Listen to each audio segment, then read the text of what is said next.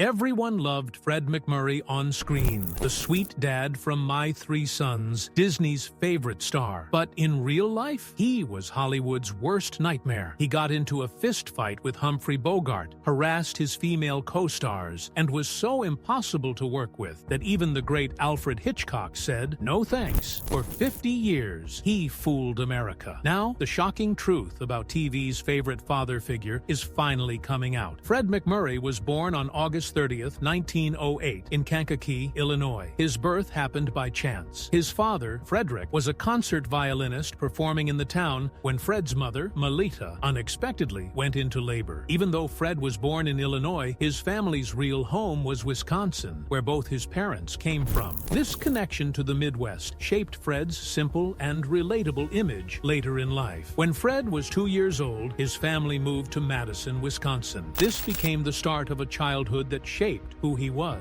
Fred's early life was filled with music because of his father. By the time Fred was 5, he was learning the violin, but life wasn't easy. His parents separated when he was still very young, and Fred moved back to Wisconsin with his mother. They didn't have much money, but his mother worked hard to support them. They settled in Beaver Dam, Wisconsin, where Fred's mother was born. Fred loved Beaver Dam and always remembered it fondly. Later in his movies, he even gave nods to his hometown, like in Pardon My Past, where his character dreams of starting a mink farm there. Fred was a bright student and a great athlete in high school. At Beaver Dam High, he was top of his class and earned 10 varsity letters in sports. He graduated at just 16, showing early on that he was determined and talented. Music stayed a big part of his life. He played in a local band and saved money from working at a pea canning factory to buy a saxophone. With it, he started his first band, Mac's Melody Boys, and performed locally. Even though he was talented, Fred often got stage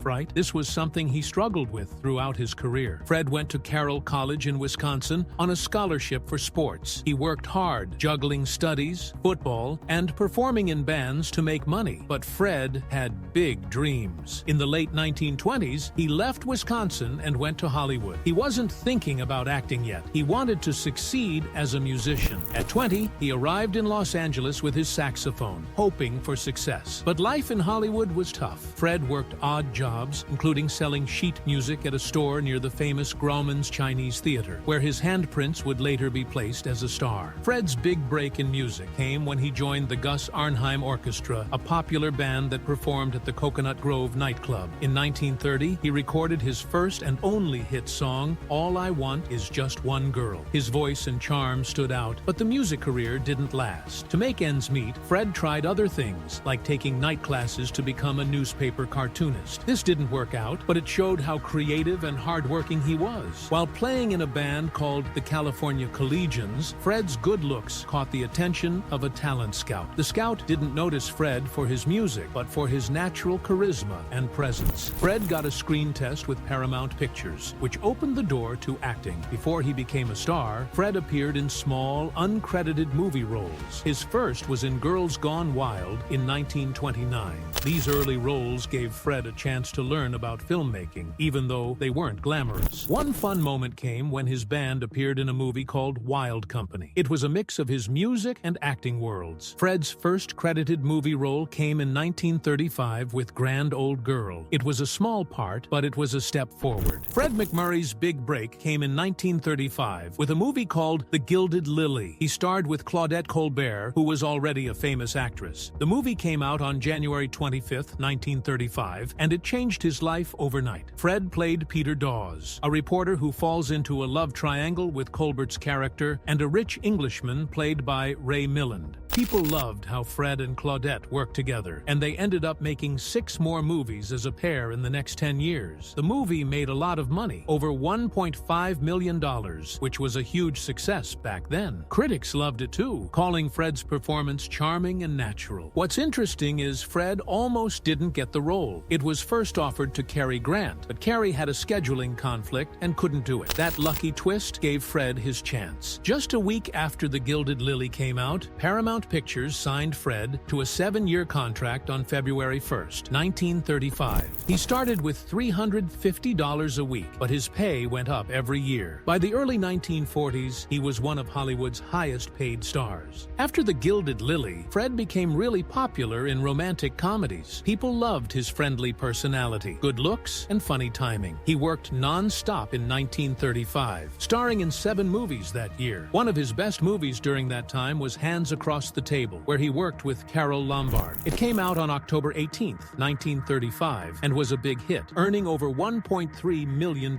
Critics loved it, and Fred's career kept growing. By 1936, he was making $4,000 a week, which would be like earning $75,000 a week today. Fans loved him so much that he was getting around 1,000 fan letters every week. Even though Fred became great at romantic comedies, it wasn't easy for him at first. Carole Lombard, who was known for her humor, had to help him loosen up on set. She even joked around by sitting on his chest and saying, "You better be funny, or I'll pluck your eyebrows." Fred took the advice and worked hard to improve, which helped him succeed in so many movies. Fred's success also came from working with amazing actresses like Carole Lombard. Together, they made 4 movies. After Hands Across the Table, they starred in The Princess Comes Across in 1936, Swing High, Swing Low in 1937, and True Confession later that same year. Audiences loved their chemistry, and all the movies were hits. For example, Swing High, Swing Low was the most successful Paramount movie of 1937, making $1.9 million. Fred played a musician in that movie, showing he could act in both funny and serious scenes. Their last movie together, True Confession, came out on December 24, 1937. It was another hit, earning $1.4 million. By then, Fred had become really comfortable with comedy and kept up with Carole's quick humor. Even though they worked so well together, they were never romantically involved. In fact, Carole introduced Fred to his first wife, Lillian Lamont, at a party in 1936. Fred and Lillian got married that same year on June 20th and stayed together until Lillian passed away in 1953. Fred MacMurray's life took a dramatic turn with his role in Double Indemnity. At first, he didn't want to take the part of Walter Neff. On February 16, 1943, when director Billy Wilder gave him the script, MacMurray was shocked. He was 34 years old and known as Hollywood's nice guy, with a career built on light comedies and musicals. His most recent film, Standing Room Only, 1944, had been a big hit, earning over $2.5 million and keeping him as Paramount's top male star. The idea of playing a criminal, an adulterous insurance salesman, felt like a huge risk. MacMurray feared this role could ruin his career because, at the time, strict movie rules meant criminals had to be punished on screen, and audiences might reject him in such a dark role. In a 1972 interview, he said, "I threw the script across the room and told Billy, 'You're trying to kill my career.'" MacMurray doubted himself too. He had never formally trained as an actor and started out as a saxophone player in vaudeville. His move to acting relied more on charm than dramatic skills. The character of Walter Neff was complex and morally ambiguous, a type of role he had never played. MacMurray even told Wilder, "I'm a saxophone player. I do light comedy with Claudette Colbert. I don't know how to play this kind of character." Throughout filming, his self-doubt showed. After every take, he asked Wilder, "Was that okay? Did I get it right?" Billy Wilder, however, was determined to cast MacMurray. After the initial rejection, Wilder spent 6 weeks trying to change his mind. He approached many other actors, including James Cagney, Gregory Peck, and even George Raft, who usually played gangsters. None of them accepted the role. Wilder didn't give up. He cornered MacMurray at lunch, visited him at home, and even followed him to the golf course. On March 27, 1943, Wilder caught him in a studio parking lot and spent 3 hours explaining his vision for the film. Wilder believed MacMurray's nice guy image would make the role even more shocking. He told MacMurray the role might win him an Oscar and hinted that other actors were interested. Wilder even had Barbara Stanwyck, already cast as Phyllis Dietrichson, call MacMurray to encourage him. Finally, after a private screening of Wilder's previous film, 5 Graves to Cairo, MacMurray agreed. On April 5, 1943, he signed the contract, ending Wilder's 49-day campaign. When Double Indemnity premiered on July 3, 1944, MacMurray's transformation stunned audiences. Critics were amazed by his performance as a charming but corrupt insurance salesman turned murderer. The New York Times called it a revelation, and Variety praised his ability to make evil seem disturbingly ordinary. The film became a massive hit, earning $5.7 million at the box office and receiving 7 Oscar nominations, including Best Picture. Although MacMurray wasn't nominated, his performance became the film's standout. Even James M. Cain, who wrote the original novel, praised MacMurray in a letter, calling his portrayal terrific and memorable. The success of Double Indemnity changed MacMurray's career forever. Before the film, he was always cast as the wholesome good guy. Afterward, he started receiving offers for darker roles. Between 1944 and 1949, he appeared in 7 film noirs, including Murder, He Says, and Pushover. Some fans were shocked by this new image, sending him mixed reactions in letters. While some criticized him for playing such dark characters, others applauded his depth as an actor. MacMurray's salary also rose dramatically, and he gained more creative control over his work. Fred MacMurray's life changed when he signed a contract with Universal Pictures on February 23, 1949. He wanted to break free from being stuck in the same kind of roles. In 1950, he acted in a Western movie called Never a Dull Moment, where he played a performer trying to adjust to ranch life. The movie got mixed reviews. Some people thought it tried too hard to be funny. Still, Fred didn't give up. He kept trying new things, like in 1951 when he acted in Kind Lady, a serious movie where he played Pete Sandage. It wasn't a big hit, but it showed Fred could handle dramatic roles. Then, in 1952, he started filming Fair Wind to Java, an adventure movie. It came out in 1953, and Fred played a tough sea captain. This was very different from his earlier, lighter roles. Critics weren't sure he was the right choice, but it helped him move toward more serious acting. In 1954, Fred got one of his biggest roles in The Caine Mutiny. He played Lieutenant Tom Kiefer, a character who quietly manipulates others into rebellion against their unstable captain. The movie also starred Humphrey Bogart and was a huge success, making over $21 million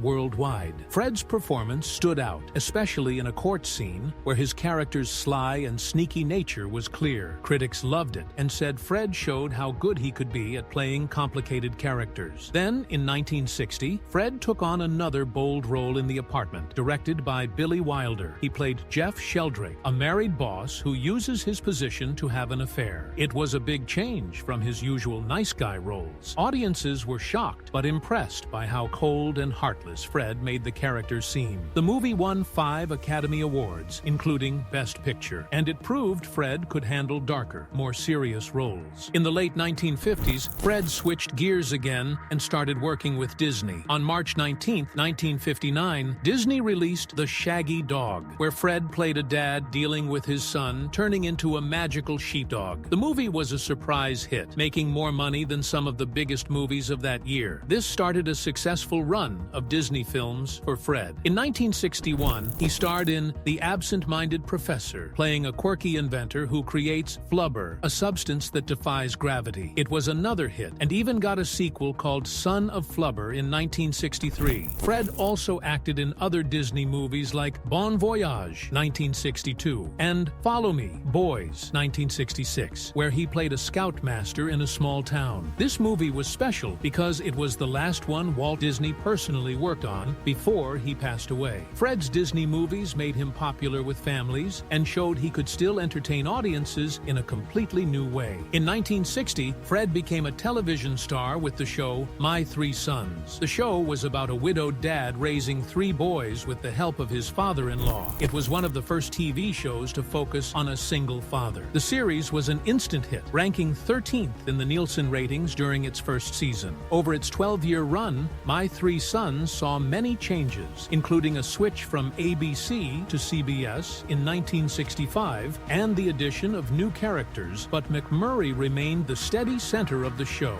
Appearing in all 380 episodes, he became a household name, securing his legacy as a television icon. When he was approached in 1960 to play Steve Douglas, MacMurray was already a big movie star and didn't want to commit to the long hours of a weekly TV show. To solve this, he created a unique arrangement called the MacMurray method. His contract said he would only work 65 days a year, spread over 2 blocks, 40 days in spring and 25 days in fall. This meant that the production team had to shoot all his scenes for the entire season during these periods. It was an innovative approach, but it required careful planning and a lot of effort from everyone else on the set. To make this work, the scripts for all 30 to 36 episodes of a season had to be ready in advance. Scenes were shot out of order, so all the kitchen scenes, for example, would be filmed together, followed by the living room scenes, and so on. This required the actors to constantly adjust and maintain continuity. The crew had to ensure everything looked consistent, even if scenes from the same episode were filmed months apart. Fred MacMurray earned $150,000 per season for this schedule, which is about $1.3 million in today's money. It allowed him plenty of free time to enjoy his hobbies, especially golf. This method became famous, and other stars, like Henry Fonda on The Smith Family, later negotiated similar deals. However, this arrangement caused problems for the rest of the cast and crew. Continuity was a big challenge. Young actors like Dawn Lynn, who played Dodie, had to deal with noticeable changes in their appearances during the breaks. For example, during one season, her teeth were growing in, and this was visible in scenes filmed months apart. To keep things consistent, the cast had to get weekly haircuts, even if they weren't filming. Guest stars faced even bigger challenges. Many had to come back months after shooting their first scenes to finish episodes, often struggling to match their earlier performances. Sometimes, the quality of the show suffered. Viewers could notice moments where MacMurray's reactions didn't fully align with the other actors, or where the timing of dialogue felt slightly off. MacMurray's limited schedule also created tension among the cast. William Frawley, who played Uncle Bub in the early seasons, struggled the most with this setup. Coming from the live, traditional filming of I Love Lucy, he found the disjointed schedule frustrating and frequently voiced his complaints. These tensions contributed to his departure in 1965. Don Grady, who played Robbie Douglas, had to learn how to act as if MacMurray's character was present when he wasn't. Grady admitted it was mentally exhausting and made it harder to feel connected to his on-screen father. Stanley Livingston, who played Chip, said the cast sometimes went months without seeing MacMurray, which made it difficult to build a sense of family off-screen. The filming schedule also impacted relationships. Tim Considine, the eldest son Mike, said it was hard to form a bond with MacMurray because he was around so rarely. Grady called him a ghost father because he would appear, work intensely for a while, and then disappear for months. Barry Livingston, who joined as Ernie, shared a story about needing advice during a personal crisis, but realizing MacMurray wouldn't be available for weeks. Interestingly, MacMurray's absence seemed to add a certain mystique to his presence. Stanley Livingston once said that when MacMurray was on set, it felt like a special event. Everyone worked harder and stayed focused. While the unconventional method created challenges, it also highlighted MacMurray's influence as a star. His contract not only changed television, but also showed how much star power could shape production in Hollywood. Fred MacMurray was known for being a reliable actor on screen, but behind the scenes, things were often tense. One of the biggest issues happened during the filming of Double Indemnity in 1944.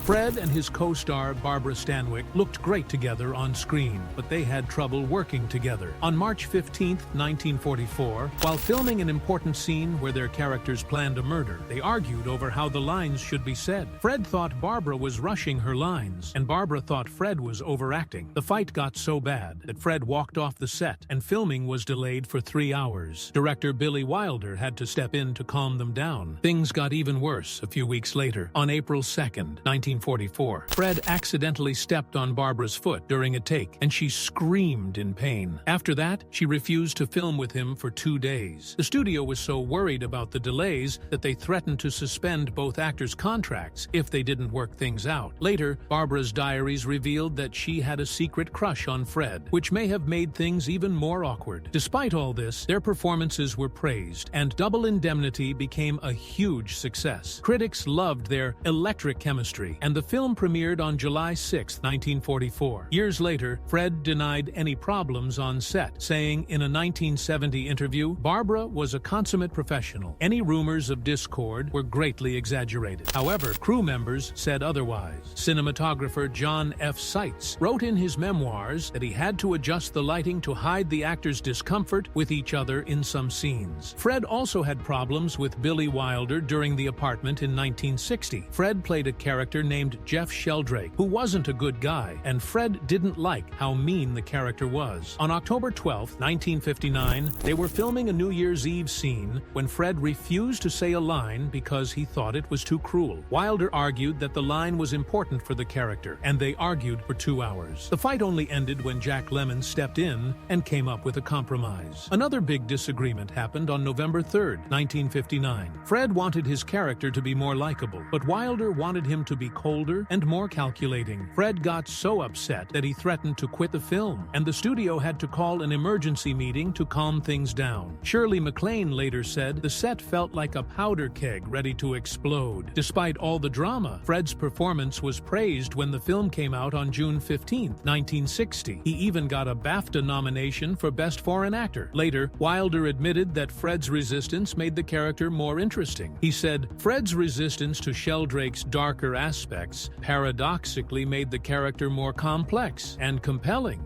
Fred's career had other moments of conflict too. While filming The Egg and I in 1947, Fred argued with Claudette Colbert over who would get top billing. Fred walked off set for 3 days until the studio decided to give them equal billing. During the Caine Mutiny in 1954, Fred clashed with Humphrey Bogart over how a scene should be done. Bogart accused Fred of trying to steal the spotlight, and things got so tense that the director often had to separate them. On the set of The Absent-Minded Professor in 1961, Fred refused to work with child actor Kevin Corcoran, saying the boy was unprofessional. Disney executives had to step in to make sure the movie got finished. One of the most shocking stories came years later. In her 2005 memoir, Polly Bergen wrote that Fred made unwanted advances toward her while filming Kisses for My President in 1964. When she rejected him, she said he became hostile, which caused tension on set and led to several scenes being reshot. Despite stories like this, some co-stars still defended Fred. Jack Lemmon said, "Fred could be difficult, but he was always professional. When the camera rolled, any personal issues disappeared." As Fred got older, his reputation for being difficult grew. It wasn't because he acted like a diva, but because he had a very strict way of working. While filming The Absent-Minded Professor, Fred insisted that all his scenes be filmed at once, even if it caused problems for everyone else. This became known as the MacMurray method, and he used it later on the TV show My Three Sons. Because of this, other actors sometimes had to perform with stand-ins, or even pretend Fred was there when he wasn't. William Demarest, who played Uncle Charlie, joked, "I've had entire conversations with Fred where he wasn't even in the room." Directors began hesitating to hire Fred because of this. Alfred Hitchcock considered him for The Birds in 1963, but decided against it, saying, "Fred's a fine actor, but I need someone who'll be there for the whole production, not just their own scenes." Fred's method created strange situations, like when a guest star on My Three Sons had to film all their scenes with Fred in one day, even though the scenes were for different episodes. Fred's talent kept him working, but by the end of My Three Sons in 1972, it was harder for him to get roles. His last major film was The Swarm in 1978, where the director shot all of Fred's scenes in 1 week to fit his schedule. Later, Fred admitted in an interview, "I suppose I wasn't the easiest person to work with, but I always delivered on screen. Isn't that what really matters?" Fred MacMurray's life was shaped by his relationships and how he lived away from the spotlight. He married twice, and both marriages were important to him. His first marriage was to Lillian Lamont. They eloped on June 20th, 1936, running off to Las Vegas. This shocked everyone, including the press and the people at his studio. Their marriage lasted 17 years, ending when Lillian passed away in 1953. They adopted 2 children, Susan and Robert. Susan was adopted in 1940, but it wasn't formalized until 1942. Robert was adopted in 1946. Lillian faced serious health problems, including issues with her kidneys and heart. Later, her cousin shared that Lillian also suffered from bulimia, which may have made her health worse. A year after Lillian died, Fred married actress June Haver. This was on June 28, 1954. They had met in 1953 at a party called the Gay 90s Party, hosted by John Wayne. Their connection grew quickly. Fred proposed to June using actor Red Skelton's pinky ring, which he considered lucky. This happened during a casual trip to a drugstore. They planned to marry in August, but they surprised everyone by marrying earlier. June had been married before and divorced, so she had to give up her Catholic faith to marry Fred. The couple adopted twin daughters, Catherine and Lori, in 1956. They said the girls came right out of the incubator because June could not have children after a bad fall at Fox Studio. Their marriage lasted 37 years until Fred died in 1991. People doubted their marriage would last because of their 18-year age gap, but they proved everyone wrong. June left acting after they married. She said, "I lost it all, desire to act. I'm remaining a private citizen and will stay at home and work. It has been supplanted by something better. Now that I have 4 children in the family, I have a lot to keep me busy." Fred was famous for being very frugal, even though he earned a lot of money. In 1943, he made $420,000 in 1 year. That's like earning $6.5 million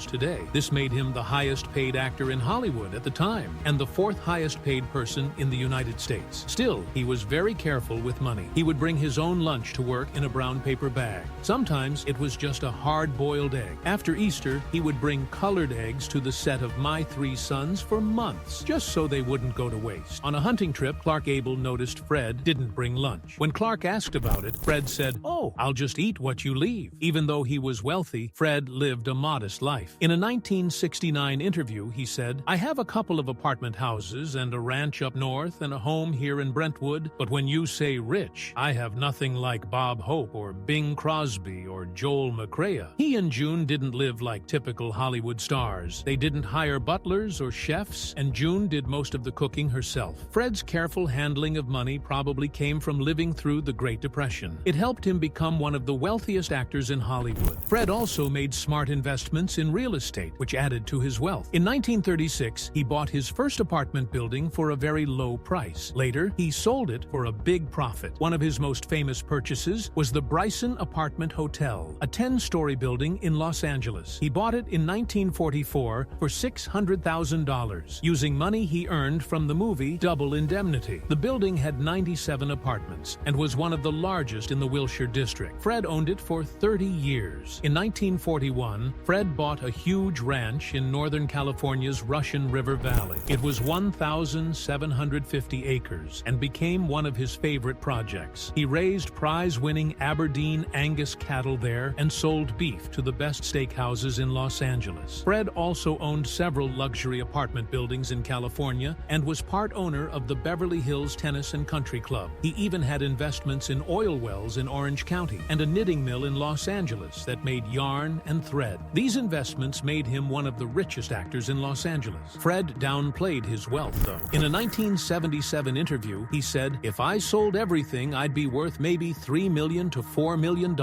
Maybe." After Fred died, his family kept his ranch going. In 1996, they leased it to the Gallo Winery, which now makes wine under the MacMurray Ranch label. Fred's daughter, Kate, still lives on the ranch in a cabin Fred built himself. His legacy lives on through his movies and the ranch. His roles in Double Indemnity and The Apartment are still celebrated, and the MacMurray Ranch wines keep his name alive in a completely different way.